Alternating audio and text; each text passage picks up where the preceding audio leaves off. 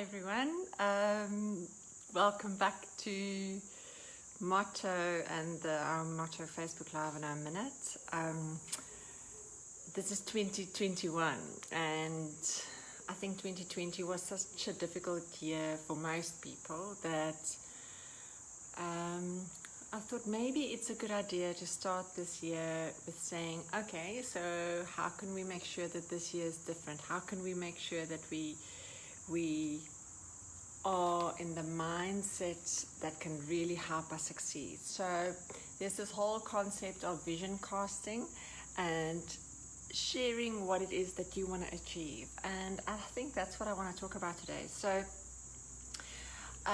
last year, one of my big learnings was that I realized if you look at leadership and if you look at how we engage with other people, there's always this fine balance that takes place between truth and grace. Now, truth is typically making sure that making sure that your expectations are met, making sure that there are proper boundaries and contracts and things like that in place. And a big learning for me last year was that because our business is so focused on grace, we do organizational development, so we want people to be happy and to live their purpose and to just be engaged and motivated and all the good stuff, all the grace, and learn and grow and lekker goed man. We, to a large extent, what happens is that we neglect the truth part, and the truth part is basically saying, this is what are the things that I expect from you, and these are the non-negotiables.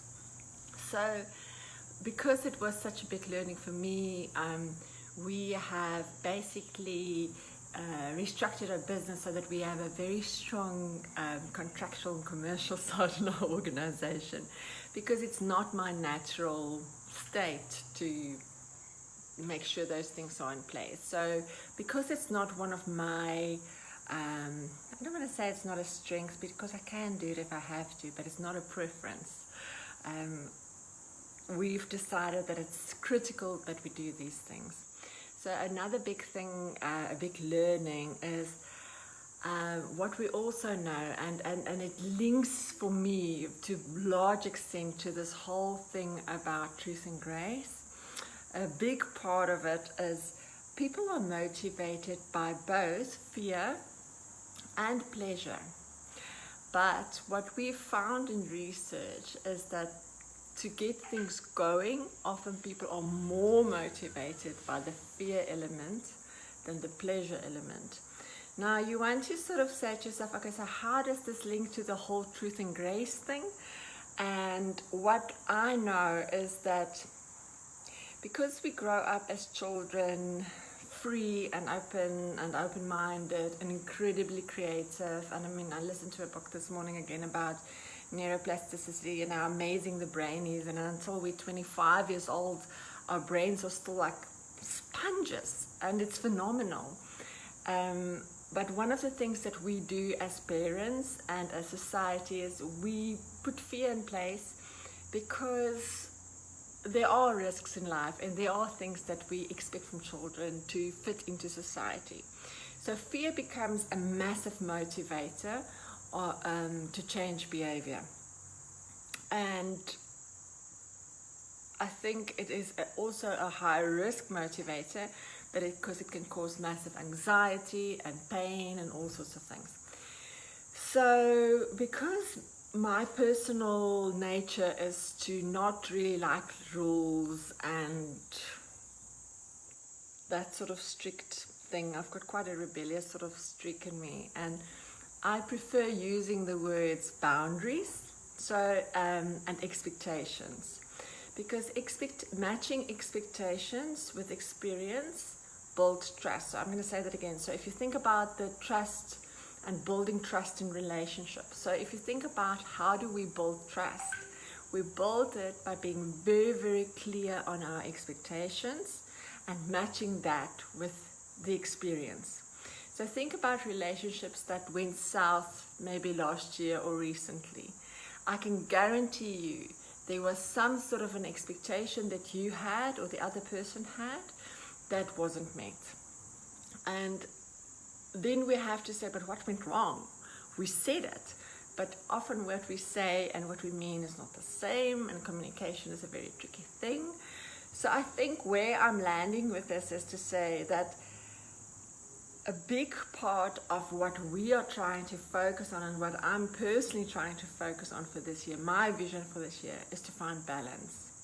And to find that balance between truth and grace, and figuring out how to manage fears and still have the pleasure and the enjoyment, and finding the balance between those two things, especially because it's such an incredibly uncertain time that we're going into. I know my kids are only hopefully going back to school on the 15th of Feb, and now that's still quite a bit away. And I know there's a huge fear, and some of the kids unfortunately already had to start again with online learning in South Africa. But there's a huge fear with my children to just, please, can we just not go back to online learning? So there's a huge fear of, oh, is it going to be another horrible year? So, and I think what I'm trying to say is maybe what we need to do is look at the areas where we can have pleasure, where we can have joy, and what brings joy.